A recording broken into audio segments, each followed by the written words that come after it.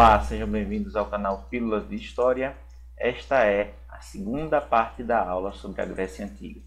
Se você perdeu o primeiro vídeo, onde fizemos caracterizações gerais sobre a civilização grega antiga e passamos pelos períodos históricos da Grécia até o período arcaico de Esparta, você deve clicar no card aqui acima e assistir a primeira parte dessa aula. Vamos então continuar o conteúdo. Passando para Atenas, Atenas tinha uma história muito mais complicada, vamos assim dizer. Fundada pelos jônios, tem uma vocação marítima, do comércio marítimo aí do porto de Pireu, uma vocação também agrícola, baseada na escravidão, mas a primeira diferença é a propriedade privada. Atenas se pauta pela propriedade privada, tá? Isso das terras e dos escravos. Uma sociedade também que vai se desenvolver urbana, no âmbito da polis ateniense, escravista, e ao invés de estar dedicada aí ao militarismo, atribui-se a Atenas a característica de estar alinhada aí ao conhecimento.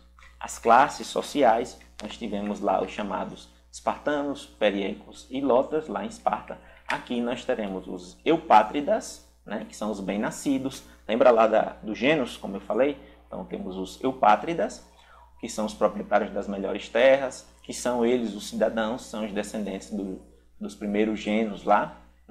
Nós temos aí geórgos, tetas e demíurgos, tá? Mas sem direitos políticos, apesar de um ou outro aqui, como geórgos, ter algum acesso à terra, às piores terras.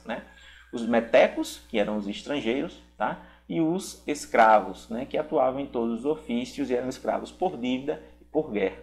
Esse fator é importantíssimo, Escravidão por dívida vai gerar convulsões sociais tremendas na história de Atenas.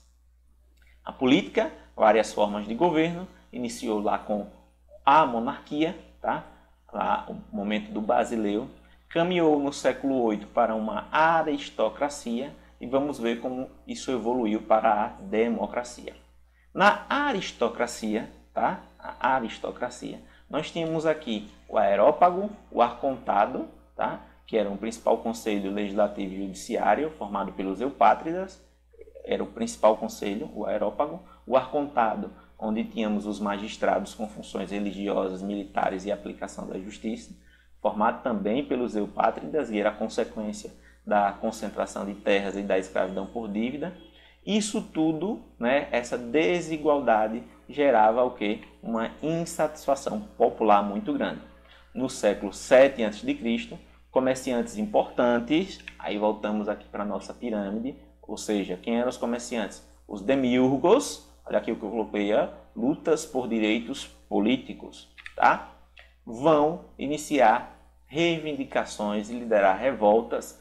Impedido de terra? Não, eles eram comerciantes. Impedido em reivindicação por direitos políticos, por participação política, porque eles perceberam que a ausência da presença deles nas participações das decisões políticas fazia com que eles sempre saíssem no prejuízo nas decisões.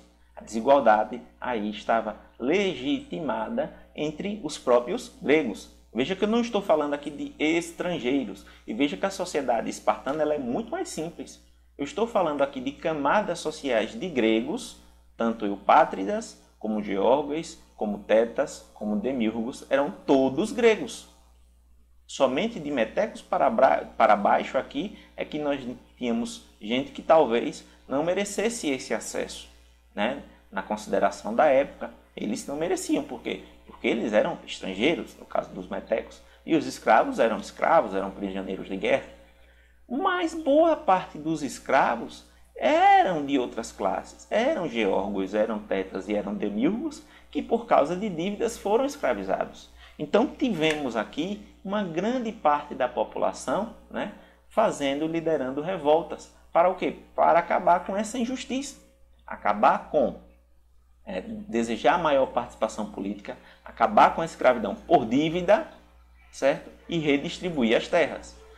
Podemos dizer e resumir aí que nós temos na história da Grécia uma luta entre o demos, ou seja, o povo, e os eupátridas.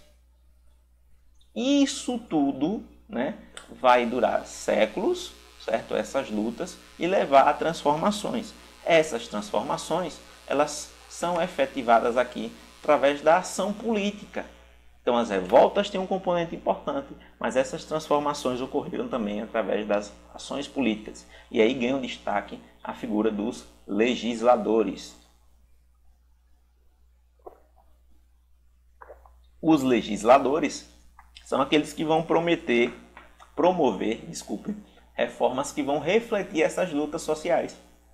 E aí eu pontuei aqui os principais. O Drácon, né, que vai estabelecer um conjunto de leis escritas e severas para resolver dúvidas que existiam, dúvidas em questões difíceis, e que essas dúvidas, muitas vezes, elas, por não haver essa legislação clara, ela sempre pendia, né, para o lado dos eupátridas. Então, a decisão era sempre para o lado dos eupátridas. Então, a tradição oral não resolvia. Então, vamos escrever as leis, certo? Essas leis estariam, então, a serviço de todos os cidadãos, né? Mas precisava ainda ampliar muito mais. Então, temos aí o Solon, né, que vai ser um arconte que vai empreender diversas reformas, como leis sobre heranças e exportação de alimentos, né? Proibido que alimentos fossem exportados pela Grécia por Atenas, quando houvesse fome, leis sobre moedas, leis que determinavam o fim da escravidão por dívidas, a repartição de terras, incentivo à educação. Então Solon também vai caminhar nesse sentido, né? E aí essa ação de Solon, né, primeiro de Drácon e depois de Solon, claro que tem reações inclusive, né, armadas. Eles não passaram impunes aí, ou não passaram simplesmente legislando e os eupátridas aceitando. Não, é uma briga por poder. Qual é o resultado disso? Isso vai resultar, né, num caminho em que Solon vai começar a promover a divisão censitária da população, a divisão por renda. Veja que o critério está mudando, o critério não é mais simplesmente a origem, está entrando a figura da renda, do poder econômico, né? E o poder econômico aqui atinge também as outras categorias, não mais as eupátridas, tá? E isso vai fazer com que esse critério dê mais oportunidade para as outras classes atenienses. Vamos ver assim um poder de voto, inclusive, para os cidadãos mais pobres. Mas vejam, isso não significa que eles poderiam ter acesso aos altos cargos. Você lembra quando eu falei aqui, por exemplo, no caso do Brasil, que um estrangeiro ele não tinha o mesmo direito que um brasileiro em nosso território? E de que você, se você tiver 16 anos, você pode votar, mas você não pode ser votado? E que você, se você tiver 18, você pode ser votado, mas você não pode ser candidato, por exemplo, aos cargos de senador e presidente? Ou seja, uma gradualidade na aquisição dos seus direitos de cidadania. Vemos aqui isso acontecer com Solon e suas reformas. Então, poder de voto para os cidadãos, né, mais pobres para entrar na eclésia, mas ele não podia ser magistrado, né? Criou também a bulé, né, que é um conselho superior para elaborar as leis. Ora, essas reformas, elas vão acontecer, né? Mas mesmo assim haverá insatisfação. E quando algumas dessas reformas regridem, né, por reação dos eupátridas, um homem Pisístrato, né, vai instaurar em Atenas uma tirania, uma ditadura, certo? Do ponto de vista militar, ele consegue se sobrepor aos eupátridas e também ele consegue apoio popular, porque ele promove aqui algumas mudanças como reforma agrária, ou seja, dar terra para a população, crédito, né, obras públicas para gerar emprego, e vai sim extinguir definitivamente a escravidão por dívida, que tanto ela, apesar de já ter sido extinta, né, mas tanto se voltava no ambiente de debate grego do período. Então já no século VI, por volta do século VII, século VI a.C., no último período aí, surge a tirania, no último período do momento arcaico aí, no último momento do período arcaico. Quando o Pisístrato morre, ele é sucedido pelos seus filhos Hiparco e Hípias, né? E aí, lá com Hípias ainda no poder, né, vamos ver no período arcaico a implantação da democracia. Clístenes vai derrubar o Hípias, né? Ele vai assumir também um momento militar, vai derrubar o Hípias, né? Vai derrubar o último tirano e vai fazer uma reforma em que vai dividir a sociedade em 100 distritos, que esses distritos são chamados de demos, certo? Que vão escolher os representantes. É aí o momento onde nasce a democracia, tá? Para proteger a democracia, ora, não acho que democracia se faz apenas por voto. Mais importante para proteger a democracia é fazer com que a estabilidade dos poderes e o respeito às regras ele seja estabelecido, né? Aristóteles vai falar desde essa época, o sábio Aristóteles, o filósofo Aristóteles, que mais do que o discurso, o importante é o que realmente se faz para proteger a democracia.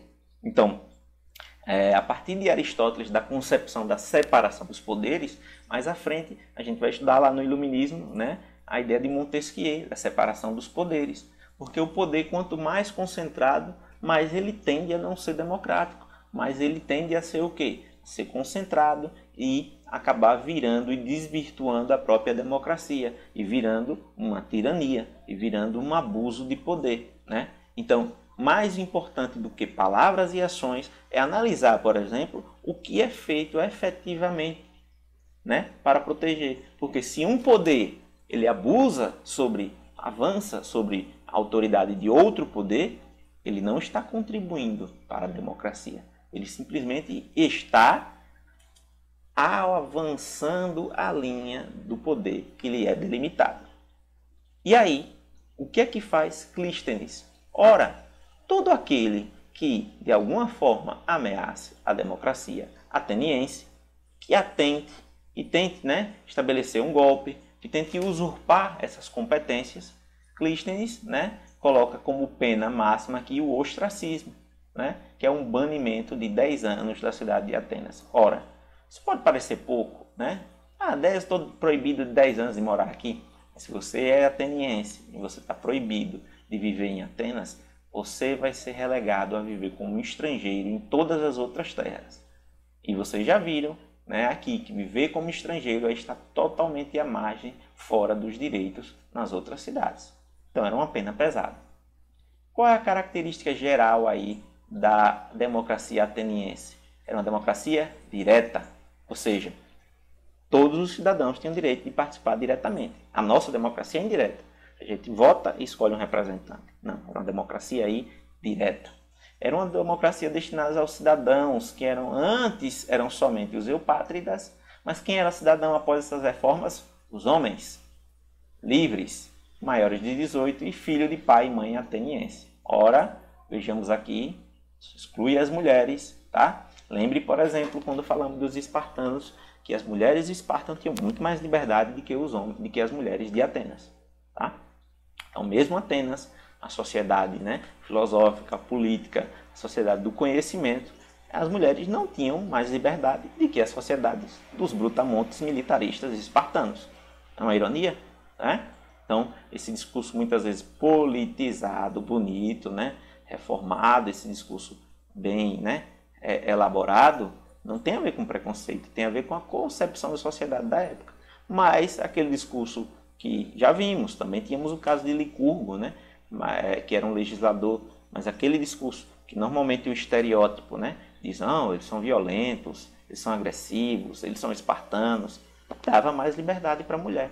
Então, cuidado para simplesmente não julgar pelos estereótipos. Aliás, em termos de história, né, os personagens da história no passado, eles devem ser avaliados, eles não devem ser julgados. Bom, algumas características outras aqui da democracia ateniense. A isegoria, a igualdade para falar nas assembleias, poder falar, ter poder de palavra.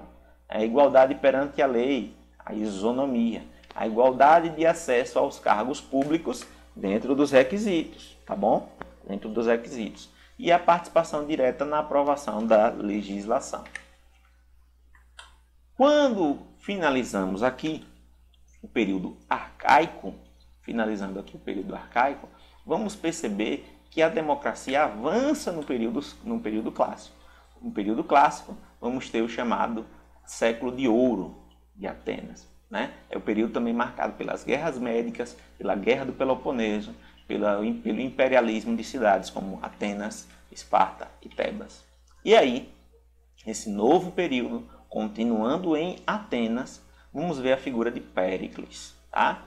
Péricles ele vai consolidar a democracia. Então, esse período de Péricles é o período que está marcado aí pelo momento da invasão persa, em que vamos ver mais à frente. Tá? Mais à frente a gente fala um pouco da invasão persa. Mas esse período de Péricles aí, Péricles é um dos governantes que estava à frente de Atenas durante aí a invasão dos persas, as chamadas guerras médicas, né? E também o momento que os atenienses continuaram aí lutando contra os persas ou medos. Bom, Péricles é importante aqui, né? Porque ele vai consolidar a democracia, ele é considerado o principal expoente do momento democrático ateniense, tá? Através de fundamentos como a isonomia, a isegoria e a isocracia, como eu falei anteriormente eram as características gerais, tá? Ou seja, a igualdade entre os cidadãos, da palavra, da participação na Assembleia e da participação no poder. Péricles vai instituir a mistoforia, ou seja, remuneração para que os mais pobres pudessem participar. Porque não adianta nada o pequeno agricultor dizer que vai participar da Assembleia se ele não tem escravos para cuidar de suas terras, enquanto os grandes proprietários de terra tinham centenas, dezenas de escravos. Então, para poder participar dessas atividades públicas, e aí eu não estou falando só de política em si, né? Mas estou falando também de participação nas atividades teatrais, na escolha dos jurados para as peças, das melhores tragédias, nos eventos, nos julgamentos, ou seja, nas atividades públicas. Esses mais pobres eles recebiam a subvenção, que é a mistoforia, certo? É o século de ouro, né? Porque é o século aí em que vamos ver o maior desenvolvimento econômico, político e cultural, certo? Vamos ver também uma riqueza e uma paz. Essa paz aí, né, instituída a partir do século V a.C., porque, fundamentalmente, paz no sentido de que é o fim dos conflitos ali que atingiam diretamente Atenas. Tá? Não é que Atenas não tivesse envolvida mais em conflitos. Não, eles até vão continuar envolvidos em conflitos, mas eles estarão tão fortalecidos através da Confederação de Delos, né, que o seu território vai ser preservado durante esse período aí, né, do governo de Péricles. Bom, vamos ver também as atividades públicas, como as assembleias, os julgamentos, as festas públicas e o teatro. Veja que Atenas era um centro de efervescência cultural e grande parte das obras que temos, né, da civilização grega antiga, elas saem do ambiente ateniense, né? Atenas era realmente um centro de desenvolvimento de conhecimento. Bom, politicamente, nós temos aqui então a Eclésia, a Assembleia Popular, a Bulé, que era o Conselho, o Elieu, que era o Tribunal de Justiça, vamos assim dizer, o Aerópago, e temos as funções chamadas de magistraturas. Então esses eram os elementos de poder aqui político, né, dos atenienses. A nova democracia ateniense, lembra que eu tinha deixado um espacinho aqui, ela agora contemplavam todas essas classes aqui. Os eupátridas, os antigos eupátridas, geórgos, tetas, demíurgos, né? Então, só que continuou o quê? Com a exclusão dos estrangeiros, obviamente, e dos escravos, certo? Aqui, né?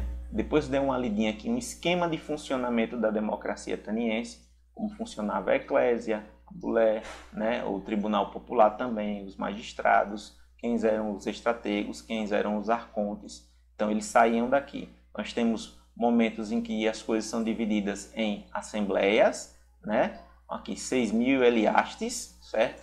Aqui 500 elementos. E temos aqui os magistrados, que são as funções executivas. Então, são aqueles que vão comandar a marinha, o exército, que vão comandar as finanças. São cargos equivalentes hoje ao que seriam os ministros, né?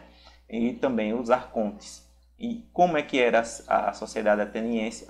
Aqui também, aqueles que eram escolhidos por sorteio, alguns eram escolhidos por voto, né? A Eclésia era para todos, todos podiam participar, os estrategos por eleição, né?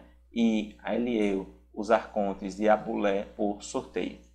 A sociedade ateniense, no período, então, ela está basicamente dividida em somente 45 mil cidadãos, 40 mil metecos, ou seja, estrangeiros, tá? 110 mil escravos e uma grande outra parte da população são mulheres e crianças que, apesar de serem atenienses, não eram cidadãos.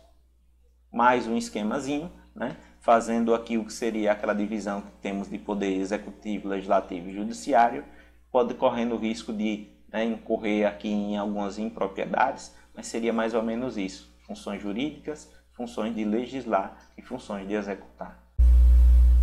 Guerras médicas. Caminhando então para o fim do nosso conteúdo, falta somente esse final do período clássico aqui, e aí e período clássico e depois o período helenístico, e aí temos que falar das guerras médicas, né? As guerras contra os persas ou medos começam por volta do ano 499 a.C. E o motivo é o imperialismo persa.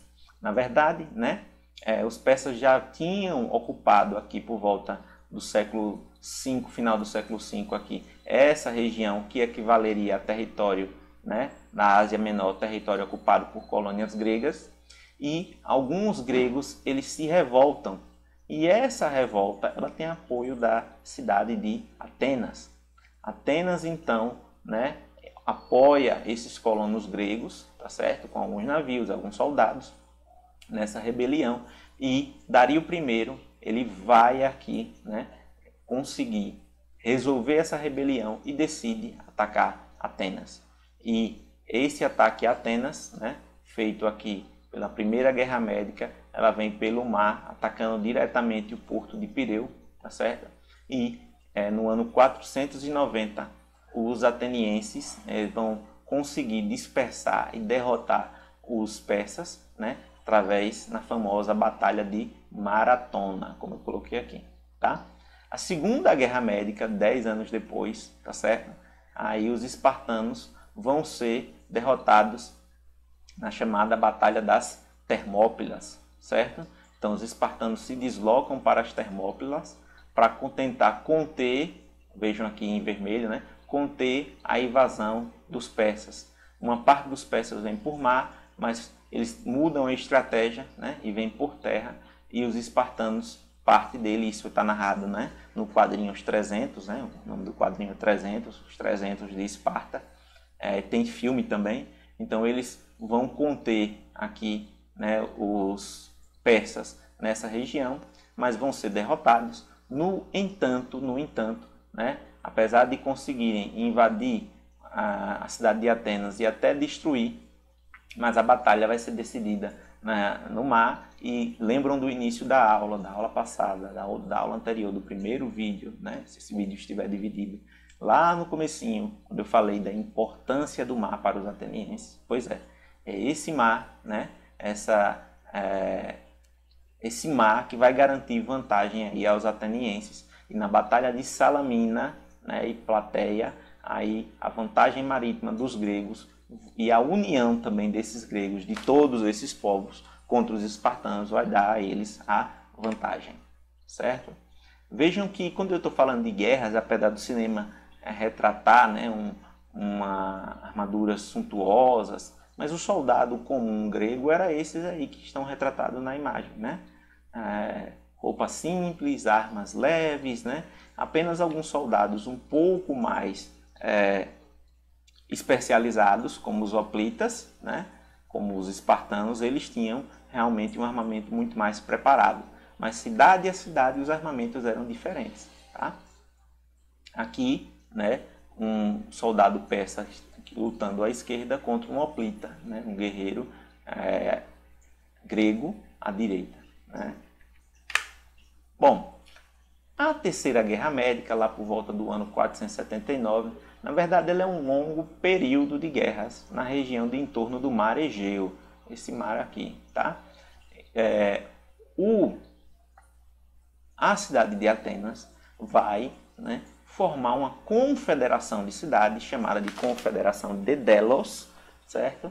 em que as cidades vão contribuir com navios, com riquezas, com homens, certo? Mas Esparta não aceita e não participa dessa confederação, porque não aceitou ser liderada por Atenas. E, né, nesses longos anos de guerra, os atenienses vão conseguir, né, a confederação de Delos vão conseguir fazer com que os espartanos, os persas recuem para o seu território aqui, para a região do Império Persa. Né? No ano 449, as guerras médicas elas acabam oficialmente com o Tratado de Susa, também que vocês podem encontrar como Paz de Cália ou Paz de Simon. Só que isso tem uma consequência. Ora, Atenas, na Confederação de Delos, estava cobrando tributos dos seus irmãos gregos de outras cidades. E aí, ela simplesmente decidiu, diante da riqueza e do poderio militar, ela decidiu não dissolver a Confederação de Delos e assim se beneficiar das riquezas, né, e instituir um imperialismo nas outras cidades gregas. As cidades que se submetiam eram aliadas, as cidades que não se submetiam eram inimigas. É o período onde grande parte da riqueza cultural de Atenas, olha o Péricles aqui, como eu disse a vocês, é onde ele vai começar a chamada paz, o período do século de ouro de Atenas, onde ele vai usar das riquezas, certo? Para poder reconstruir Atenas, que havia sido destruída por invasões persas, né? E vai embelezar a cidade e promover as festas públicas. Então, Atenas estava vivendo um momento de grandiosidade à custa dos impostos de outras cidades. Ora, a rivalidade com Esparta se levanta, né? É fundada do outro lado, em detrimento da Confederação de Delos, a chamada Liga do Peloponeso, né? E aí vai se formar a chamada Guerra do Peloponeso. Então, nesse mapinha aqui, a gente tem a divisão, como ficou, Atenas e seus aliados, tá? Territórios que eram neutros, e aqui a Liga do Peloponeso, contra o imperialismo ateniense. Essa guerra dura de ano 431 ao 404 a.C., né? O motivo é o imperialismo ateniense, e a paz de Nícias é a trégua com a vitória de Esparta na Batalha de Pótamos. Tá? Qual é a consequência? Ora, agora nós espartanos vencemos a guerra, nós vamos estabelecer um império, né? Então é o fim do imperialismo ateniense e o início, né, e da democracia ateniense, né, e o início do imperialismo espartano. Ora, levanta-se Tebas, com a ajuda então de Atenas, tá? E também no ano 371, aproveitando que, apesar de vencedor, Esparta estava um pouco deteriorada, um pouco enfraquecida, Tebas então, logo, 404, quando acaba o conflito, logo pouco tempo depois, menos de 30 anos depois, né, fortalecido, Tebas então começa aí a querer instituir o seu imperialismo, derrotando Esparta e se tornando assim um império, né, dentro da própria Grécia.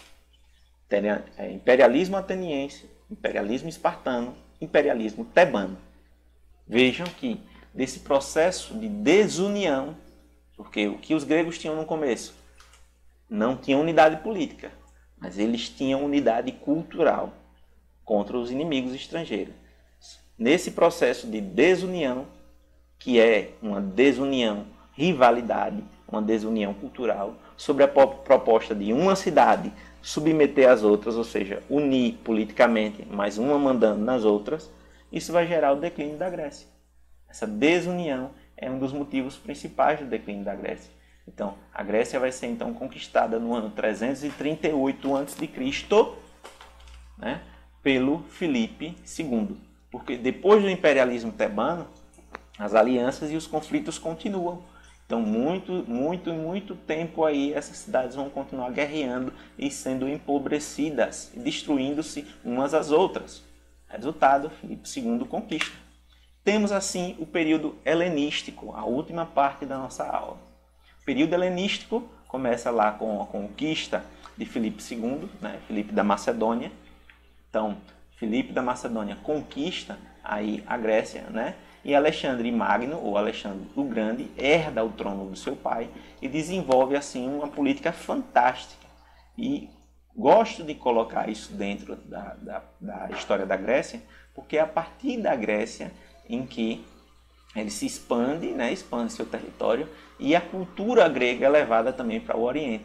Então, o período helenístico, que é o período do século IV ao I a.C., é o período de Alexandre Magno o Grande, mas também de seus sucessores, tá certo? É um período de expansionismo, né? É um expansionismo territorial pela via militar, onde se buscava terra, tributos, escravos, tá? É um período de incremento das trocas comerciais, mas é também um período de difusão cultural. A cultura grega vai se difundir no mundo de Alexandre, nas cidades de Alexandre, certo? As chamadas Alexandrias. E dessa difusão da cultura grega, né, para o Oriente, que chega lá, e mais do que se difundir, se espalhar, vai se fundir com as culturas orientais, vai surgir o que chamamos de helenismo. Então, a cidade de Alexandria, por exemplo, no Egito, né, vamos ter lá biblioteca, a famosa Biblioteca de Alexandria. Vamos ter em todo o território as peças teatrais gregas, a filosofia sendo levada para outras regiões. Mas Alexandre também era muito esperto, né? Ele fez isso através do respeito também às instituições. Ele viu a cultura se fundir, né? E ele teve uma mente aberta. Alexandre ele foi aluno de Aristóteles por volta dos 13 anos aos 16. Então não era somente um homem de formação militar, mas também de formação intelectual. E aí, né, politicamente, ele respeita as instituições e promove casamentos entre os seus generais, seus descendentes, e ele mesmo, né, teve várias esposas, com os líderes de outras cidades. Deixei aqui esse mapa, né, para a gente perceber que Alexandre começa a reinar no ano de 336 e ele recebe vários títulos, entre eles de faraó do Egito, quando conquista o Egito, e de rei da Pérsia, quando conquista a Pérsia. Aqui o território da Macedônia, certo? Aqui a região da Grécia, certo? Não está marcado Esparta aqui, porque inicialmente ele não conquistou Esparta. Filipe II inicialmente não conquistou Esparta, né? Deixou para um segundo momento, aí Alexandre vai conquistar depois, e depois ele começa o seu processo de conquista aqui pela Ásia Menor, vem pela Anatólia, Pérsia, e começa a fundar. Todas essas regiões aqui são uma ou duas cidades que Alexandre fundou com o nome de Alexandria, né? Tem mais uma aqui, que eu não coloquei o círculo, que é a Alexandria lá do Egito. Então, ele conquista o Egito, ele conquista aqui toda essa região, vai até a Ásia, a região da Índia, tá? E esse é o legado, né, territorial aí de que Alexandre deixa para os seus herdeiros, que vai ser desfeito, né, através de traições, desunião, e Alexandre encerra assim a sua obra, né, quando ele é morto, e fica aí como principal legado essa fusão cultural.